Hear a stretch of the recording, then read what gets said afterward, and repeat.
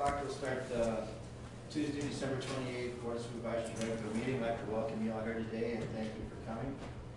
I'd like to take this opportunity to thank Kim. This is Kim's last meeting for the work she's done the last 4 years with us on the Board of Supervisors.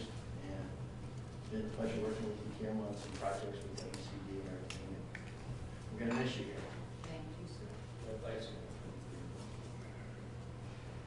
The first item on the agenda is to approve the minutes of the December 21st, 2010 regular meeting. Mr. Chairman, I move item number 1. Second motion, Mr. Chairman. Have a motion and a second. Any comments? Not all in favor? Aye. Opposed? Motion carries. Item 2 on the agenda is receive and place on file drainage repairs. We have a couple. Drainage district number 69, lateral 14, Johnson Township.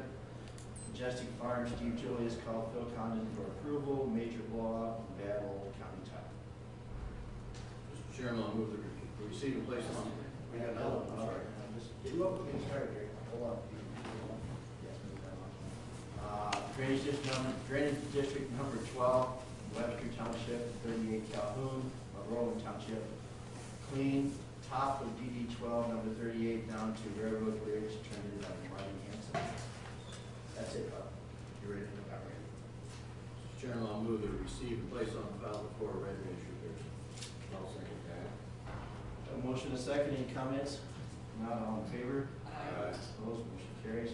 Item 3 on the agenda is set January 3rd, 2011 at 10 a.m. as the time and date for a reorganizational meeting of the Board of Supervisors and to cancel January 4th, 2011 regular meeting of the Board of Supervisors. Mr. Chairman, I'll move item number 3. I'll second that. A motion and a second. Any comments? Well, the first day that's not a holiday following the new year, they just started the new officers. And we reorganized the meeting. Therefore, we have a meeting on Monday the 3rd, Friday the 4th. And I can, one last meeting. Well, that's me. It's all about Carol. Oh, sure. Any other comments? I'm here. All in favor? Aye. Opposed? Motion carries. Item 4 on the agenda, approve 3-year step increase for Jeff Miller, Deputy Sheriff, to $50,283.95 effective December 17, 2010 per labor agreement. Chairman, I'll move item 4. Second. Motion is second. Any comments? Not all in favor? Aye. Opposed? Motion carries. Item 5 on the agenda, approve salary adjustment for Shelley Escobedo, Victim Witness Coordinator, to $35,131 effective November 24th, 2010. Mr. Chairman, I move item number 5. Second motion, Mr. Chairman. Motion is second. Any comments on that? Not all in favor? Aye. Opposed? Motion carries. Item 6 on the agenda, receive and place on file termination of employment of David Anderson effective December 21st, 2010. Mr. Chairman, I'll move item number 6. I'll second that. Motion is second. Any comments? Not all in favor? Aye. Opposed? Motion carries. Item 7 on the agenda is approve and authorize chair to sign mental health providers service rates effective January 1st, 2011 for the following: Georgina Meadow, Jeanette Miller, Judith Christensen, and Kate Russell. Mr. Chairman, I'll move item number 7. I'll second that. Have a motion and a second. Any comments on it? All in favor? Aye. Opposed? Motion carries. Item 8 on the agenda, adopt resolution to use the master matrix to evaluate applications for construction permits for large animal confinement operations. Mr. Chairman, I'll move item 8. Second. Motion is second. Any comments? All in favor?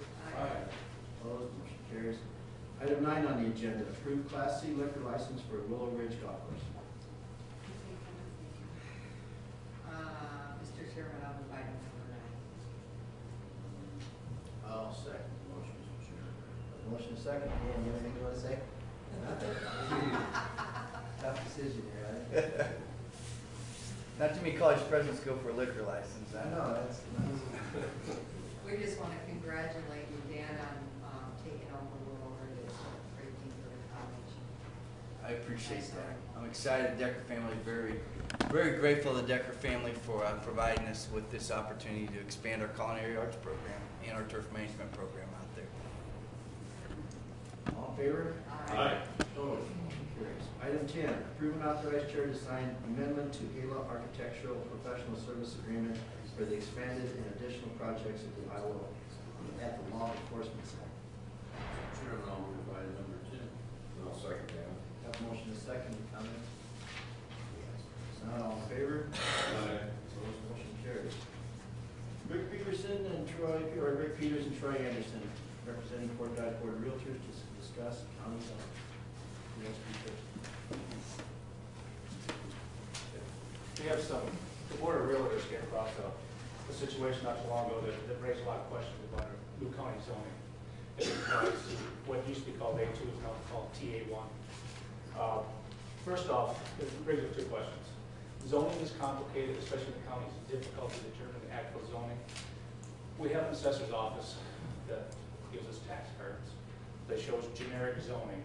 It'd be very nice if we could get specific zoning for every platted lot of the county. Well, can I interrupt you briefly? The assessor, that's just the assessment. That's not the zoning that's on there. It's not on there at all right now. Well, it says urban residential. There's comments about it. That would be a good place to have it. Yeah, that's the use, is the assessment is Yes. how it's used. So they're two different things. But I'm asking that we get the zoning On the on the property cards. assessment part, On the property cards, yes. Because every piece of property is platted, it's zoned, it has a specific designation. And it would be easy to have one source to go to get it for everyone. It would save a lot of questions in the future, okay?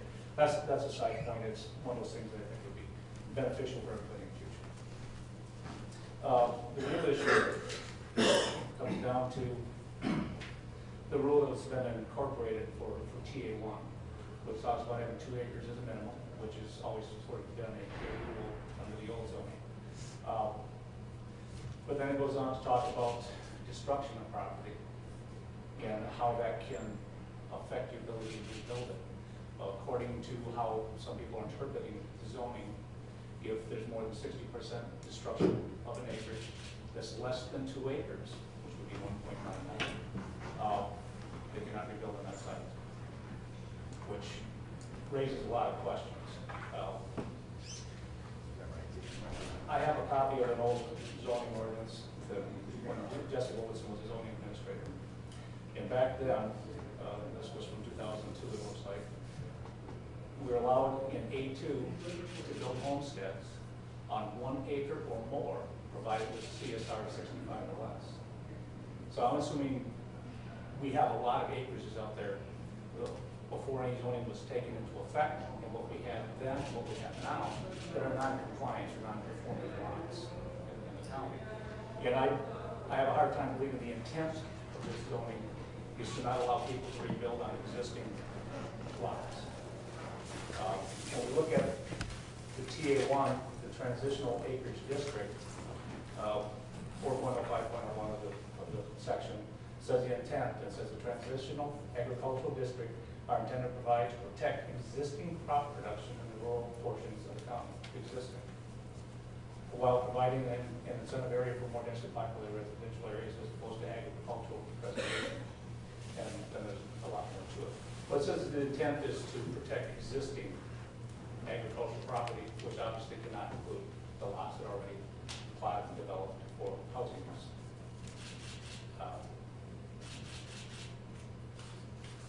When we go on to the codes that apply for non-conforming lots, which is a definition of, there's no definition for non-conforming structure. But under section 3.1, it talks about non-conforming lots of record. And there it very specifically says, in any district in which single-family dwellings are permitted, notwithstanding limitations imposed by other provisions of this ordinance, a single-family dwelling and customary accessory buildings may be erected on any single lot of record at the effective date